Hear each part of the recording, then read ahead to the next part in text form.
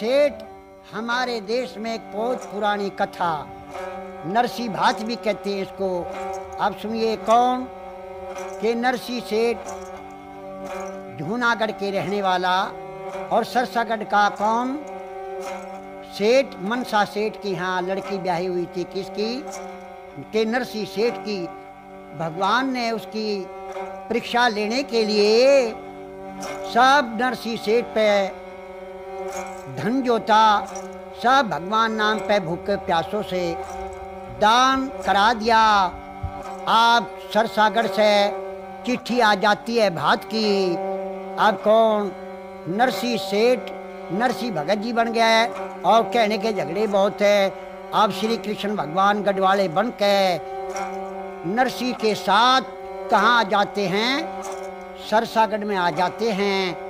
और हरनंदी ने देखा कि तेरा बाप तो बहुत बुरी हालात से, कमज़ोर हालात है और साधु संत उसके साथ हैं, तो एक गौशाला में उनको ठिकाना दे दिया कि रात हो जाती है, रात के समय में कोरडा बना करके और कहाँ पहुँचती है? जहाँ गौशाला में नरसी भक्त और उनके साथी थे, जाके कहती है अपने पिता से कि ए बेईमान, तुम्हें शर्म नहीं आई?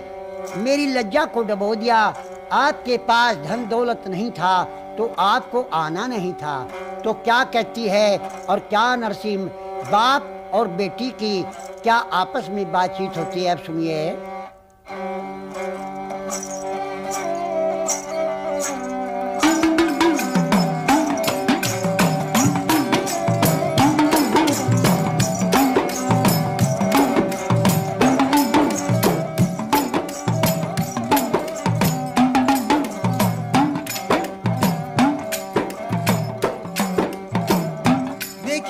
सुनिए, बेटी कोरडा ना ठावे, मैं तेरा बाप लगू रिश्ते में, मेरी बात सुन ले। और हर नंदी लेरी हाथ रोक के मेरी री बेटी जुर्म कमावे ना। चल जा मन माफ करूँ ये तू बेटी मैं माफ तेरा। और कोई बनाई बात बिगाड़ी खत्म होया पिता मैं तेरा हो के बड़ी बनाई बात बिगाड़ी खत्म होया कब तक तेरा। और धीरजदार सबर कर बेटी री भला करे हरिया तेरा। टोटे में मत हो जा हमारी दी करे ढंग साफ तेरा। टोटे में मत हो जा हमारी दी करे ढंग साफ तेरा।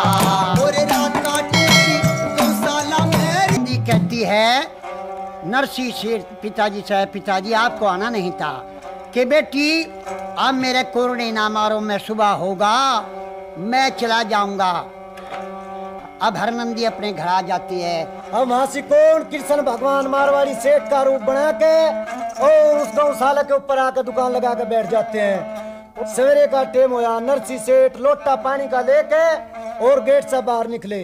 देखा गेट के ऊपर दुकान लगी हुई है, वही सामान जो उसके सिमधी सिमधर ने भात का लिखवा के चिट्ठी में भेज रखा था।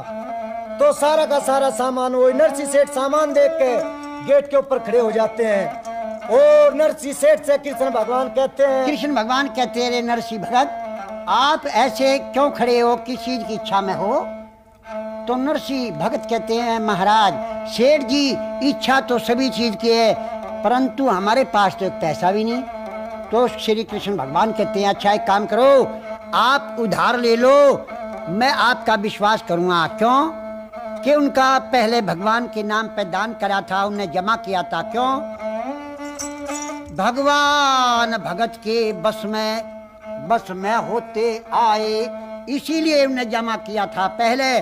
उसका महाराज आप उधार ले लो और आप जिस चीज की इच्छा है आप घबराओ नहीं, महाराज आपकी सहायता भगवान करने वाले हैं, आप जो चाहिए तो ले लो।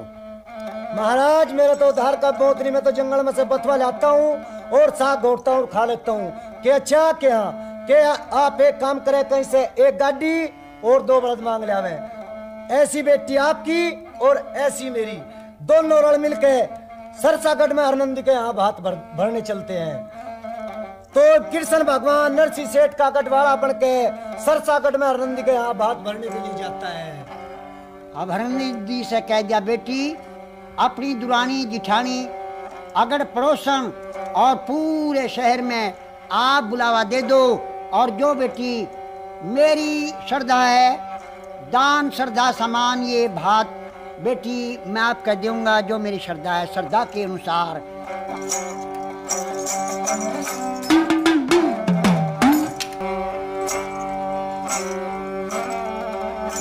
सतयुग के जमाने की कथा है, राजा त्रिशंकु जी के कौन महाराज हरिचंद दानी वीर, जिनके नाम आज तक अमर हैं हमारे देश में। विश्वामित्र उनके पीछे लगा हुआ था उनका सत्य दिखाने के लिए। इतिहास तो बहुत बड़ा है, लेकिन मैं चंद थोड़ी बातों में आपको सुनाई देता हूँ कि रानी तारा, राजा हरिचंद की और रोहतास लड़का, तीनों प्राणी चले आते हैं युद्धाजी में। आकर के होली का दिन आ जाता है। तारा रानी कहती है, बेटा रोहतास के हाँ माता जी, जाओ बेटा, घर घर में होली मनी हुई है, बाग में जाओ और फूल तोड़ के लाओ, क्यों कि हम भी पूजा पाठ करेंगे। अब लड़का रोहतास एक फूलों की डलिया लेकर के हाथ में और बाग में जाता है। विश्वामित्र एक सांप का रूप बना करके और फूल में छुप कर बैठता है, और लड़का फूलों पे हाथ लपाता है तो एकदम से विश्वर काला नाग बन के विश्वामित्र ने डंक लगा देता है। लड़के ने कहा कि हाय माँ, मालन दौड़ के आती है कि किसी का बच्चा आया है, क्या होया इसे? तो लड़का कहता है, री माता, मालन काशी जी में चली जा, मेरी माँ का नाम तारा है, जाके बहुत जल्दी ये कह दे कि तेरा लड़का सांप ने खा लिया, जा जल्दी से कह दो। तो मालन भाग दौड़ के जाती है, काशी जी में आती है, कहती है कि कोई तारा नाम की औरत है। तो तारा रानी सुनती कहती है, हाँ बहना क्या बात है कि तेरा लड़का रोहतास है? हाँ बहना है कि फूल लेने के लिए गया था, कि जरूर गया था, तो तेरा लड़का सांप ने खा लिया। तो तारा रानी बाग में आती है, अपने बच्चे को गोद में लेकर के कभी रोती है कभी पीटती है, और क्या कहती है, भगवान तेरी माया परम्पार है, राज भी ले लिया, एक लड़का था ये भी ले लिया। अब क्या कहती है, अपने बेटे को देखता है, क्योंकि जो सब औलाद होगा उसे औलाद का गम याद होगा।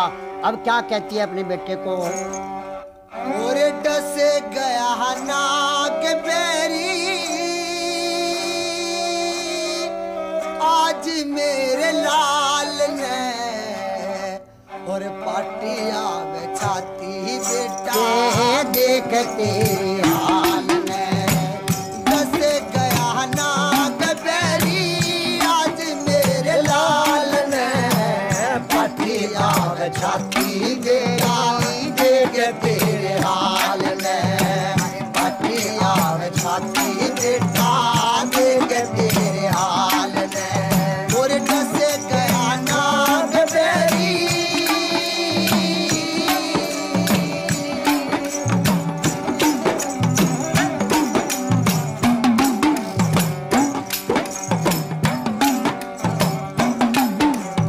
और मुंह में आर झाग बेटा, लिली होरी काया रे, हे ईश्वर तेरी रचना न्यारी,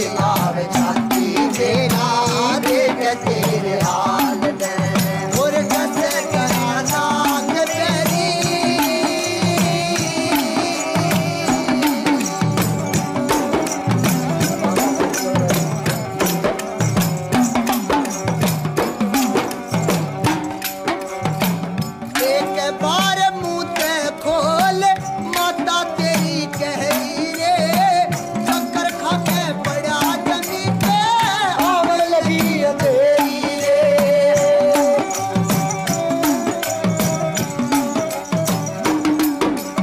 और एक बार मुंह ते खोल माता तेरी कहरी रे शक्कर खा के पड़ा जमी पे आवे लगी अंधेरी रे सिर पे चढ़ा सनी कर बैरी सिर पे चढ़ा सनी कर बैरी तेरे लिया कान ने पति आवे छाती बेटा देख तेरे हाल में और जैसे करा नाग बैरी आज मेरे लाल ने पति आवे छाती बेटा देख तेरे हाल में पति आवे छाती बेटा देख तेरे हाल में जैसे करा नाग बैरी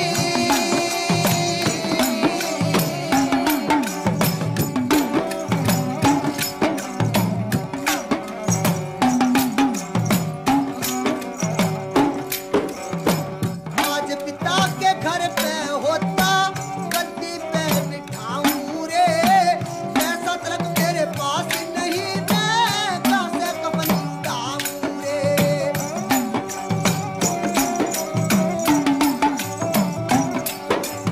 और आज पिता के घर में होता गद्दी पे बिठाऊं रे ऐसा तलक मेरे पास नहीं मैं कहाँ से कफन उठाऊं रे बलवंत सिंह मैं समझाऊं रे बलवर सिंह मैं समझाऊं रे छोटे बुरे ख्याल ने पति आवे छाती बेटा देख तेरे हाल ने पति आवे छाती बेटा देख तेरे हाल में और जैसे कहना गबरी आज मेरे लाल ने पति आवे छाती बेटा देख तेरे हाल में पति आवे छाती बेटा देख तेरे हाल में जैसे कहना गबरी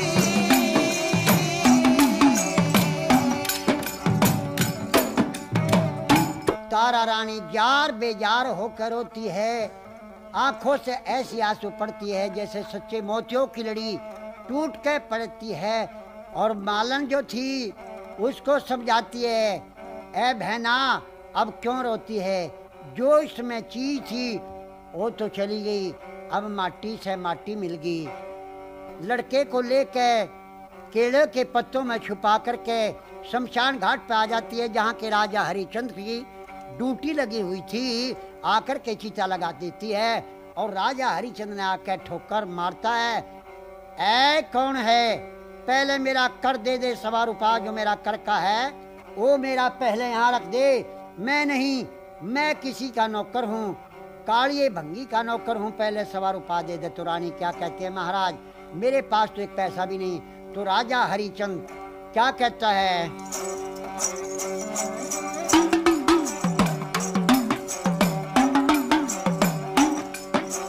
मुर्द घाट पे चौकी